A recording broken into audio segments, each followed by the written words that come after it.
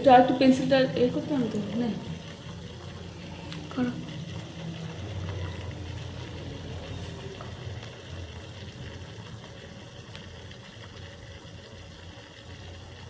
এইটি হলো oxygen gas, এইটি হলো hydrogen gas.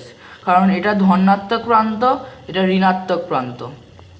এখানে বিক্রিয়াটা হচ্ছে, ক্যাথোডে বিক্রিয়া হচ্ছে H plus plus E minus সমান এইচ প্লাস এইচ সমান H2। এখানে হাইড্রোজেন গ্যাস উৎপন্ন হচ্ছে এই তড়িৎদ্বারে। আর এখানে বিক্রিয়া হচ্ছে OH minus minus E minus সমান হচ্ছে OH, আর 4OH সমান 2H2O প্লাস O2। এটা হচ্ছে অক্সিজেন গ্যাস উৎপন্ন হচ্ছে। আর এখানে একটা সামগ্রিক বিক্রিয়া রয়েছে, সামগ্রিক বিক্রিয়া 2H2O সমান 2H2 প্লাস O2।